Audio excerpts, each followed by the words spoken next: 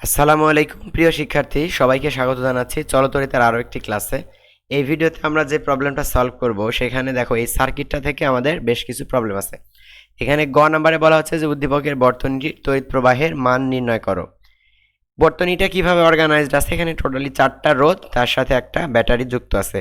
ব্যাটারিতে দেওয়া আছে হচ্ছে তড়িৎচালক শক্তি 24 ভোল্ট এবং অভ্যন্তরীণ রোধ দেওয়া আছে 2 ওহম। এখন প্রশ্ন হচ্ছে, প্রথমত প্রশ্নটা উদ্দীপকের বর্তনীটির তড়িৎ প্রবাহের মান নির্ণয় করতে হবে, এবং দ্বিতীয় যে কোশ্চিনটা সেটা ইম্পর্টেন্ট একটা কোশ্চিন।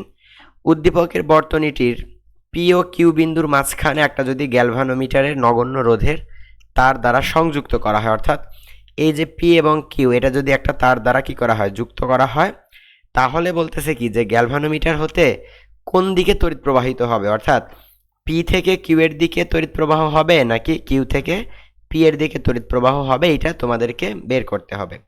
তো প্রথম যে অংশটা আছে সেটা ফার্স্টে সলভ করব, যে বর্তনীটার তড়িৎ প্রবাহের মান নির্ণয় করব। তো তড়িৎ প্রবাহের মান নির্ণয় করতে গেলে কি করতে হবে, প্রথমত তোমার সার্কিটটার তুল্য রোধ নির্ণয় করতে হবে। তো সার্কিটটা দেখো এই অবস্থা, এখানে 4 ওহম 5 ওহম, এই 4 আর 5 আছে কিভাবে, সিরিজে, এবং নিচের যে 4 আর 5 এরাও কিন্তু আছে সিরিজে, অর্থাৎ এই 4 এবং 5 উপরে এই দুটা মিলে সিরিজ হবে 9 এবং নিচেও এই দুইটা মিলে সিরিজ হবে 9।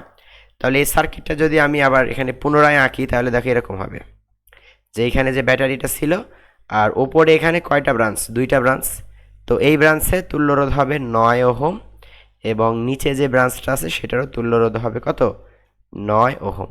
তারপরে পুনরায় এই দুইটা আবার একসাথে সংযুক্ত হয়ে তোমার ব্যাটারির নেগেটিভ প্রান্তের সাথে মিলে যাবে, তাই তো।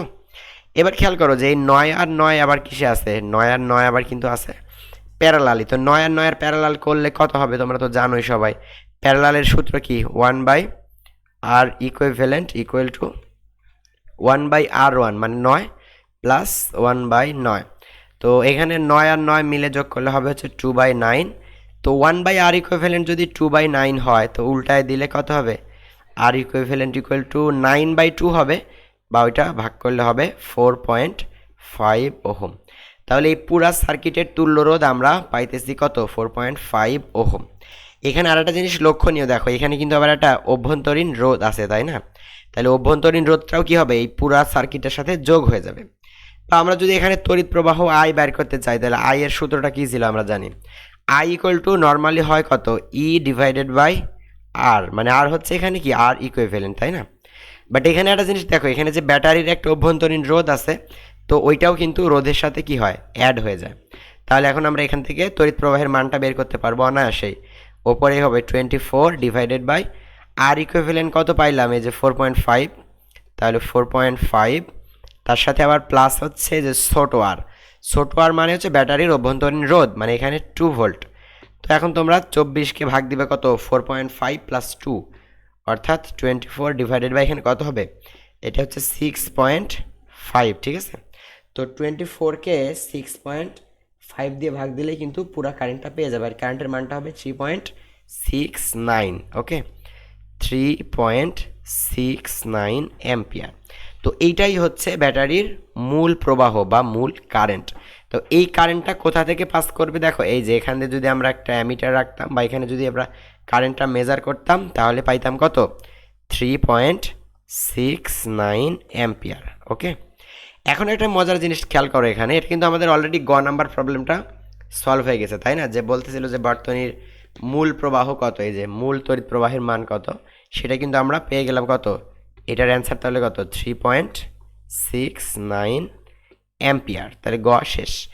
এখন প্রশ্ন হচ্ছে যে এই যে পি এবং কিউ এর মধ্যে যদি আমি একটা গ্যালভানোমিটার রাখি, বা এখানে মেন কথা হচ্ছে পি আর কিউকে যদি আমরা একটা তার দ্বারা যুক্ত করি, তাহলে কারেন্ট আসলে কোন দিকে যাবে, পি থেকে কিউ এর দিকে যাবে নাকি কিউ থেকে পি এর দিকে যাবে, এইটাই হচ্ছে বের করতে হবে এখানে। তাহলে এটা কিভাবে সলভ করবে, দেখো তোমরা বর্তনী যে মূল কারেন্টটা পাইলা কত, 3.69। এখন এখানে আসার পরে দেখতেছে দুইটা ব্রাঞ্চ, একটা হচ্ছে ওপরের দিকে আর একটা নিচের দিকে।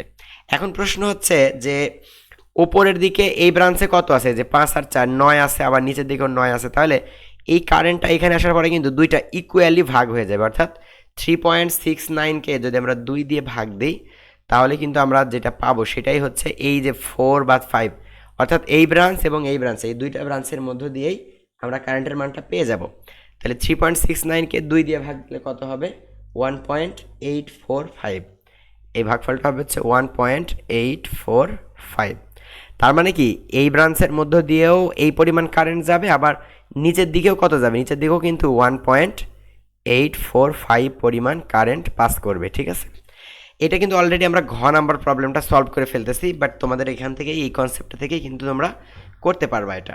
ঠিক আছে, আমি একটু এখানে ইরেজ করে নিচ্ছি এই ভ্যালুগুলো, কারণ এটা তো তোমরা বুঝতে পারছো যে প্রথমত গতে কীভাবে আমরা কারেন্টের মানগুলা বের করলাম। ঠিক আছে, এবার দেখো যে ঘ নাম্বারে বলা হচ্ছে কি যে পি আর কিউ এর মধ্যে যদি আমরা একটা তার দ্বারা যুক্ত করি তাহলে কারেন্টটা কোন দিকে যাবে, এটাই হচ্ছে তোমাদের ঘ নাম্বার প্রবলেমটা। তো আমরা যে কারেন্টের মানটা পাইছিলাম ওইটাকে আমরা সিম্পলি কী করলাম? 2 ভাগে ভাগ করলাম। কেন? কারণ আমরা দেখতে পাচ্ছি এখানে যে দুইটা ব্রাঞ্চের দুইটাই কিন্তু রোধ হচ্ছে 9 করে করে, তাহলে আমরা দুইটা ব্রাঞ্চের দিকেই কারেন্টটা কিন্তু ইকুয়ালি ডিস্ট্রিবিউট হয়ে যাবে। ঠিক আছে, তাহলে এখন এই যে 4 ওহম ক্রস করার পরেই তো পি বিন্দু, তাই না? তাহলে এই 4 ওহমের দুই প্রান্তের বিভব কত হবে, এটা কি আমরা বের করতে পারবো? একটু খেয়াল করে দেখো যে 4 ওহমের দুই প্রান্তের বিভব কিন্তু আমরা বের করতে পারবো। কিভাবে বের করতে পারবো? আমরা জানি তো কত, যে V equal to I multiplied by আর।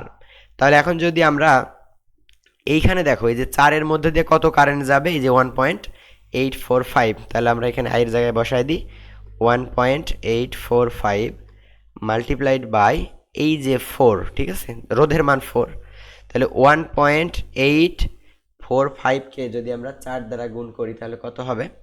এখান থেকে আমরা যে ভোল্টেজটা পাবো সেটা হচ্ছে এই 4 ওহমের দুই প্রান্তের ভোল্টেজ। তো 4 ওহমের দুই প্রান্তের ভোল্টেজ দিয়ে আমার আসলে লাভ কি? এখানে আমার লাভ হবে যদি আমরা এই 4 ওহমের দুই প্রান্তের ভোল্টেজটা বের করতে পারি তাহলে কিন্তু আমরা পি বিন্দুর ভোল্টেজটা বের করতে পারবো। কিভাবে বের করতে পারবো একটু চিন্তা করলেই তোমরা বিষয়টা বুঝতে পারবে। এখানে এই গুণফলের ভ্যালুটা আসবে 7.38 ভোল্ট। তাহলে এইটা হচ্ছে কোন কোন রোধের অ্যাক্রসে ভোল্ট? এই যে 4 ওহমের অ্যাক্রসে ভোল্ট। তাহলে এটা আমরা লিখতে পারি V4। আচ্ছা, যদি এটা 4 ওহমের অ্যাক্রসে ভোল্টেজ হয় তাহলে তোমরা এখন একটা জিনিস খেয়াল করো যে এই যে ব্যাটারির যেটা পজিটিভ প্রান্ত, এই প্রান্ত থেকে যদি আমরা শুরু করি, এখান থেকে শুরু করে দেখো একদম এই পয়েন্ট পর্যন্ত, এর মধ্যে কি আর কোনো রেজিস্ট্যান্স বা কোনো সার্কিট এলিমেন্ট কি আছে? এদিকে তো কোনো সার্কিট এলিমেন্ট নাই, তাই না? তাহলে ব্যাটারির এই প্রান্তের পজিটিভ প্রান্তের ভোল্টেজ কত? 24 ভোল্ট। আর নেগেটিভ প্রান্তকে ধরা হয় কত ভোল্ট হিসেবে? 0 ভোল্ট হিসেবে। তাহলে এই পজিটিভ যদি 24 হয় তাহলে এই পয়েন্টের ভোল্টেজও 24। মোট কথা এই 4 ওহমের আগে ভোল্টেজ 24, আর 4 ওহমের মধ্য দিয়ে ভোল্টেজ ড্রপ কত? 7.38। তাহলে আমরা পি বিন্দুর ভোল্টেজটা বের করতে পারবো, যে অতএব ভিপি ইকুয়াল টু ওই যে 24 ভোল্ট থেকে আমরা বিয়োগ করব 7.38। তাহলে 24 থেকে আমরা যদি 7.38 বিয়োগ করি তাহলে কিন্তু আমরা এই ভোল্টেজটা পি বিন্দুর ভোল্টেজটা পেয়ে যাচ্ছি। পি বিন্দুর ভোল্টেজ হবে 16.62 ভোল্ট। ওকে, তো এইটুকু ক্যালকুলেশন তোমাদের এখানে থেকে বুঝতে হবে। আচ্ছা, সেম ওয়েতে আমরা আবার এই 4-এর দিকে না গিয়ে মনে করো এই 5-এর দিকে আসবো। তাহলে 5-এর দিকে আসলে আমরা কি পেয়ে যাব? আমরা এই যে 5-এর মধ্যে দিয়ে অর্থাৎ কিউ বিন্দুর ভোল্টেজ পেয়ে যাব। তখন আমাদের বের করতে হবে V4 না V5। তাহলে V5 কত হবে? আমরা সূত্র তো জানি IR। তাহলে I এর মান কত? এই যে 5-এর মধ্যে দিয়েও কিন্তু এই পরিমাণ কারেন্টই যাচ্ছে, অর্থাৎ 1.845 মাল্টিপ্লাইড বাই 5। তাহলে 1.845 এটাকে তোমাদের গুণ দিতে হবে কত দিয়ে? 5 দিয়ে। তাহলে এই গুণফলটা আসবে কত? দেখো এই গুণফলটা আসবে 9.225। তোমরা এটা ক্যালকুলেটরে করে নিও, 9.225 ভোল্ট। তাহলে এই যে 5 ওহমের অ্যাক্রসে ভোল্টেজ পাওয়া গেল 9.225, তাহলে কিউ বিন্দুর ভোল্টেজ কত বলো তো? এখন কিন্তু তোমরা এখান থেকে ভি কিউ বের করতে পারবা। ভি কিউটা হচ্ছে ভাইয়া এই যে 5-এর ঠিক আগে ভোল্টেজ কত? 24। কেন 24? কারণ এই পয়েন্টটা আর এই যে ব্যাটারির পজিটিভ প্রান্তটা একই প্রান্ত। তো ব্যাটারির যেহেতু তড়িৎচালক শক্তি 24, তার মানে এই পয়েন্টেরও তড়িৎচালক শক্তি বা ভোল্টেজ কত? 24। তো 5-এর মধ্য দিয়ে ভোল্টেজের পতন হবে, ভোল্টেজ ড্রপ হবে এই যে 9.225। তাহলে আগে ছিল 24, এর মধ্যে দিয়ে ড্রপ হইল 9.225। তাহলে এটার পরে অর্থাৎ কিউতে ভোল্টেজ আমরা কিভাবে পাবো? ওই যে 24 থেকে আমরা বিয়োগ করবো এই যে 9.225। তাহলে 24 থেকে এই ভোল্টেজটা বিয়োগ করলে আসবে কত? 14.2 14.775 ভোল্ট। তো এখন দেখো আমরা কি পেয়ে গেছি এখান থেকে, পি বিন্দুর ভোল্টেজটাও আমরা পেয়ে গেছি, এমনকি কিউ বিন্দুর ভোল্টেজটাও পেয়ে গেছি। পি বিন্দুর ভোল্টেজ কোনটা ভাইয়া? এই যে এটা হচ্ছে পি বিন্দুর ভোল্টেজ। আচ্ছা, কিউ বিন্দুর ভোল্টেজ কোনটা? এই যে কিউ বিন্দুর ভোল্টেজ হচ্ছে 14.775। তাহলে এখন তোমরা এখান থেকে ক্লিয়ারলি বুঝতে পারতেছো যে পি বিন্দুর ভোল্টেজ বেশি আর কিউ বিন্দুর ভোল্টেজ কম। অর্থাৎ আমরা এখান থেকে লিখতে পারি এভাবে যে ভিপি, আমাদের VP is greater than V Q, right? VP is greater than V Q. তো পি বিন্দুটার ভোল্টেজ যেহেতু বেশি, সুতরাং তুমি যদি এখানে একটা তার দ্বারা কানেক্ট করে দাও তাহলে কারেন্ট কিন্তু পি থেকে কিউ এর দিকে মুভ করবে।